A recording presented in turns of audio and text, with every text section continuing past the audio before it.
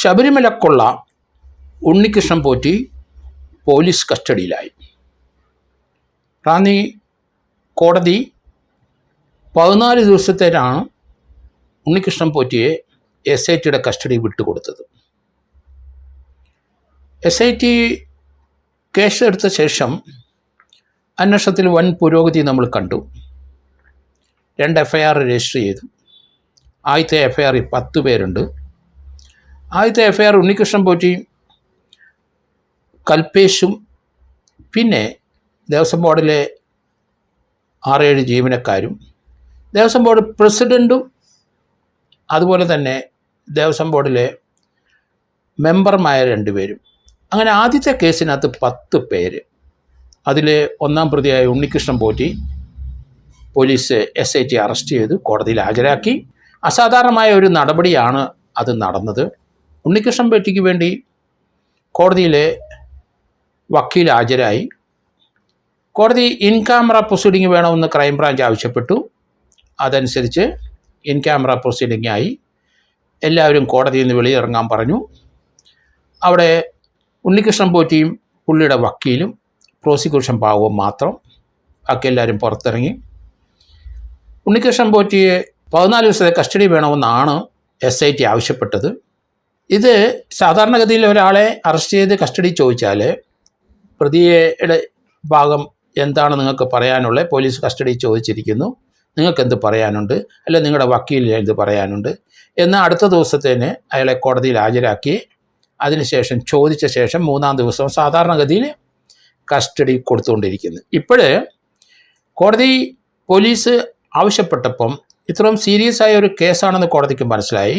അത് തന്നെയല്ല, ഹൈക്കോടതിയിലെ ഡിവിഷൻ ബെഞ്ചിൻ്റെ ഉത്തരവ് പ്രകാരമാണ് ആ അന്വേഷണം നടക്കുന്നത്. അതുകൊണ്ട് കസ്റ്റഡിയുടെ പ്രാധാന്യം ഈ കേസിനെ സംബന്ധിച്ച് കോടതിക്ക് ബോധ്യമായി. അതുകൊണ്ട് അവരുടെ വക്കീലിനെ പ്രതിയുമായിട്ട് കാണാനും രഹസ്യമായിട്ട് എന്തെങ്കിലും സംസാരിക്കാനും 10 മിനിറ്റ് അനുവാദം കൊടുത്തു കോടതി. അതനുസരിച്ച് ഉണ്ണികൃഷ്ണൻ പോറ്റിയുടെ വക്കീൽ കോടതിയിൽ ഹാജരായി 10 മിനിറ്റ് സംസാരിച്ചു. അതിനുശേഷം കോടതി അവരുടെ വക്കീലിന് എന്ത് പറയാനുണ്ട് എന്ന് കേട്ട ശേഷം കോടതി കസ്റ്റഡിയിൽ വിട്ടുകൊടുത്തു 14 ദിവസത്തേന്. അസാധാരണമായൊരു നടപടി എന്ന് ഞാൻ പറഞ്ഞ അതുകൊണ്ടാണ്. 14 ദിവസത്തിനകം കോടതിയിലെ പ്രതിയെ ഹാജരാക്കണം, വീണ്ടും കസ്റ്റഡി ചോദിക്കാനാണ് സാധ്യത. ഇപ്പോൾ ആദ്യത്തെ കേസിലാണ് കസ്റ്റഡി ചോദിച്ചിരിക്കുന്നത്. അതിനകത്ത് ദേവസ്വം ബോർഡ് ജീവനക്കാർ പ്രതിയായിട്ടുണ്ട്. ദേവസ്വം ബോർഡ് ഒരു പ്രസിഡൻ്റുണ്ട്, 2 ദേവസ്വം ബോർഡ് മെമ്പേഴ്സും ഉണ്ട്. അറസ്റ്റിന് തുടക്കമായി. പക്ഷേ കോടതിയിൽ നിന്ന് വെളിയിലിറങ്ങിയ ഉണ്ണികൃഷ്ണൻ പോറ്റിയുടെ അടുത്ത് പത്രക്കാർ വളഞ്ഞപ്പം എന്നെ കുടുക്കിയതാണ്, കുടുക്കിയവരെ പറ്റിയുള്ള വിവരം ഞാൻ പറയും എന്ന് ആമുഖമായി തുടങ്ങി വെച്ചു. അത് ഏകദേശം ശരിയാണെന്ന് തോന്നുന്നു. തന്നെ ഉപയോഗിച്ച് ദേവസ്വം ബോർഡിലുള്ള പലരും പണമുണ്ടാക്കി, വലിയ വലിയ വീടുകൾ വെച്ചു, വലിയ സാമ്പത്തിക നേട്ടമുണ്ടാക്കി. അവർ ശബരിമല അയ്യപ്പനെ ചതിച്ചു. അയ്യപ്പൻ്റെ ചുറ്റും അവർ തങ്ങളാണ് അയ്യപ്പനെ സംരക്ഷിക്കുന്ന, അയ്യപ്പൻ്റെ മുമ്പിൽ സാഷ്ടാംഗം വീണ് പ്രാർത്ഥിക്കുന്നു, ഞങ്ങൾ അയ്യപ്പൻ്റെ സ്വന്തം ആളാണ് എന്ന് പറഞ്ഞിട്ട് അയ്യപ്പനെ പൊതിഞ്ഞിരുന്ന സ്വർണം, പൂശിയ സ്വർണം അതേപടി കടത്തിക്കൊണ്ടുപോയവന്മാരാണ് ഈ കേസിലെ പ്രതികളെന്ന് കരുതേണ്ടിയിരിക്കുന്നു. ഏതായാലും SIT അന്വേഷണത്തിന് പ്രാരംഭ അന്വേഷണ ശേഷം 1-ാം പ്രതിയെ അറസ്റ്റ് ചെയ്തിരിക്കുന്നു. അവിടെ ഉണ്ണികൃഷ്ണൻ പോറ്റി പല ആൾക്കാരെയും സമീപിച്ച് ശബരിമലയ്ക്ക് സ്വർണങ്ങളായിട്ടും വഴിപാടായിട്ടും ധാരാളം സ്വത്തുക്കൾ കൊണ്ടുവന്നു. അതൊക്കെ ഈ ഉദ്യോഗസ്ഥന്മാർ, ശബരിമല ഉദ്യോഗസ്ഥന്മാർ പങ്കിട്ടെടുത്തു, അല്ലെങ്കിൽ അത് വിറ്റ് അവർ പണം കൊണ്ടുപോയി എന്നാണ് ഉണ്ണികൃഷ്ണൻ പോറ്റി പറയുന്നത്. തന്നെ അവർ ചതിച്ചു എന്നാണ് പറഞ്ഞത്. SIT കസ്റ്റഡി കഴിഞ്ഞാൽ വീണ്ടും കസ്റ്റഡി ചോദിക്കും. അടുത്തൊരു FIR കൂടെ ഉണ്ട്, അതിലും കസ്റ്റഡി ചോദിച്ചേ പറ്റുള്ളൂ. പ്രതിയെ ഇപ്പോൾ തൽക്കാലം പത്തനംതിട്ട ആംഡ് പോലീസ് ക്യാമ്പിലാണ് സൂക്ഷിച്ചിരിക്കുന്നത്. അവിടുന്ന് തീർച്ചയായിട്ടും ക്രൈംബ്രാഞ്ചിൻ്റെ SP ഓഫീസായ ഈഞ്ചക്കിലിൽ കൊണ്ടുവരും. തിരുവനന്തപുരം വേട്ടയ്ക്കടുത്തുള്ള ഈഞ്ചക്കിലിൽ കൊണ്ടുവരുമെന്നാണ് ഞാൻ കരുതുന്നത്. ഏതായാലും അവിടെ താമസിച്ച് ചോദ്യം ചെയ്യും. ആദ്യത്തെ 1-2 ദിവസം വിശദമായ ചോദ്യം ചെയ്യേണ്ടിയിരിക്കുന്നു. ആരാണ് ഈ കൽപേഷ് എന്നറിയണം. അതുപോലെ സ്മാർട്ട് ക്രിയേഷൻസിൽ നടന്ന കള്ളക്കളികൾ അവരും പ്രതിയാകാനുള്ള സാധ്യത വളരെ കൂടുതലാണ്.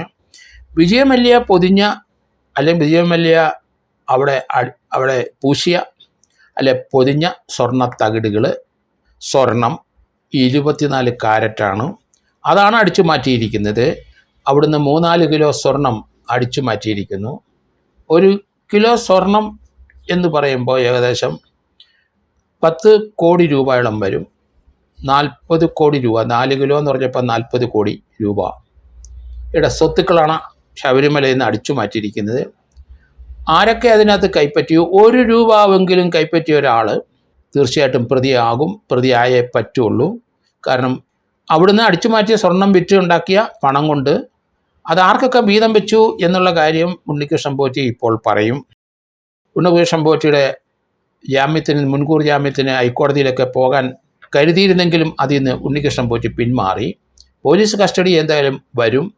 പോലീസിൻ്റെ അന്വേഷണം പ്രാരംഭം കഴിയട്ടെ. അല്ലാതെ മുൻകൂർ ജാമ്യത്തിനും കേരളത്തിലെ അല്ലെങ്കിൽ കേരള ഹൈക്കോടതി കീഴിലുള്ള ഒരു കോടതിയിലും മുൻകൂർ ജാമ്യത്തിന് പോകാൻ കഴിയില്ല. ഹൈക്കോടതി ഒട്ട് തരികയുമില്ല. കാരണം കേസിൻ്റെ സ്വഭാവം അങ്ങനെയാണ്. എന്തായാലും ഇതിനകത്ത് നമ്മൾ നേരത്തെയൊക്കെ ഡിഫെൻഡ് ചെയ്ത പല മാന്യന്മാരും ദേവസ്വം ബോർഡിലുണ്ട്. അവരും അതുപോലെ തന്നെ ദേവസ്വം ബോർഡ് മെമ്പേഴ്സും ഒക്കെ ശക്തിയുക്തം തങ്ങൾ നിരപരാധിയാണ് എന്ന് ചാനലിലും യൂട്യൂബിലും ആക്രോശിക്കുന്നത് നമ്മൾ കണ്ടു.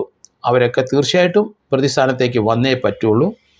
അതുതന്നെയല്ല, ഈ കേസുകളുടെ തുടക്കം മുതൽ ഡിഫൻസ് സ്വീകരിച്ചിരിക്കുന്ന ദേവസ്വം ബോർഡ് അന്നത്തെ പ്രസിഡൻറ്റ് വാസു, അതുപോലെ പത്മകുമാർ, ദേവസ്വം ബോർഡ് മെമ്പേഴ്സുകൾ 4 പേര്, ഇവരൊക്കെ പ്രതിസ്ഥാനത്തേക്ക് തന്നെയാണ് സഞ്ചരിക്കുന്നതെന്നാണ് ഞാൻ കരുതുന്നത്. ദേവസ്വം ബോർഡ് മന്ത്രിക്കും അല്ലെങ്കിൽ ദേവസ്വം മന്ത്രിക്കും ഇതിനകത്ത് തീർച്ചയായിട്ടും അദ്ദേഹത്തിൻ്റെ കീഴിലുള്ള വകുപ്പാണ് ഇത്, കീഴിലുള്ള സ്ഥലങ്ങളാണ്. അവിടെ നടന്ന ഈ കൊള്ള അദ്ദേഹം അറിഞ്ഞില്ല എന്ന് പറയാൻ കഴിയില്ല. പിന്നെ ആ വകുപ്പ് കൈകാര്യം ചെയ്യുന്ന എന്തിന്? അതുതന്നെയല്ല, ശബരിമലയിലെ സ്വർണം മോഷ്ടിച്ചുകൊണ്ട് പോയവർക്ക് അവരെ സംരക്ഷിക്കുന്ന ഒരു വാക്ക് പോലും ദേവസ്വം മന്ത്രി പറയാൻ പാടില്ല. അവരൊക്കെ നിരപരാധികളെന്നുള്ള രീതിയിലേക്ക് ചില പ്രസ്താവനകളൊക്കെ കണ്ടു. അതൊക്കെ അദ്ദേഹത്തിന് തന്നെ ദൂഷ്യം വരും എന്നാണ് ഞാൻ കാണുന്നത്. ഇപ്പം തന്നെ BJPക്കാർ അവരുടെ ഡിമാൻഡ് വെച്ചു കഴിഞ്ഞു. ദേവസ്വം മന്ത്രി രാജിവെക്കണം. അതുപോലെ കോൺഗ്രസും വെച്ചു കഴിഞ്ഞു. പൊളിറ്റിക്കലായിട്ട് തീർച്ചയായിട്ടും ആ ഡിമാൻഡ് മന്ത്രിയും ഗവൺമെൻറ്റും അംഗീകരിച്ചേ കഴിയുള്ളൂ. കാരണം അടിപടലം എല്ലാവരും ദേവസ്വം ബോർഡ് മെമ്പേഴ്സും ദേവസ്വം ബോർഡ് പ്രസിഡൻറ്റും ദേവസ്വത്തിലെ ജീവനക്കാരും കേസിനകത്ത് പ്രതിയാകുന്നു. കാരണം 3-4 കിലോയോളം സ്വർണ്ണമാണ് അവിടുന്ന് അടിച്ചു മാറ്റിയത്. അതിൻ്റെയൊക്കെ ഷെയർ വാങ്ങിച്ചിട്ടുണ്ട് എന്ന് കൃത്യതയാണ്. അതുവരെ സാമ്പത്തികമായി വലിയ മെച്ചമില്ലാത്ത പലരും രമ്യകർമ്മങ്ങൾ വെച്ചതായിട്ടാണ് ഇപ്പം കാണുന്നത്. തീർച്ചയായിട്ടും അതിൻ്റെ സോഴ്സ് പറയേണ്ടി വരും. ദേവസ്വത്തിൽ വന്ന ശേഷം, ജോലിയായിട്ട് വന്ന ശേഷം മാത്രമാണ് ഈ പുരോഗമനം ഉണ്ടായിരിക്കുന്നതെന്നാണ് നമ്മൾ മനസ്സിലാക്കുന്നത്. അതുകൊണ്ട് തന്നെ കുടുക്കിയവരെ തീർച്ചയായിട്ടും താൻ കൊടുക്കും എന്ന് ഉണ്ണികൃഷ്ണൻ പോറ്റി താനെ പറഞ്ഞു കഴിഞ്ഞു. താൻ ശബരിമലയ്ക്ക് വേണ്ടി സ്വരൂപിച്ച സ്വർണങ്ങൾ അതെല്ലാം അവരടിച്ചു മാറ്റി എന്നുള്ള ധ്വനിയാണ് അതിനകത്തുനിന്ന് വരുന്നത്.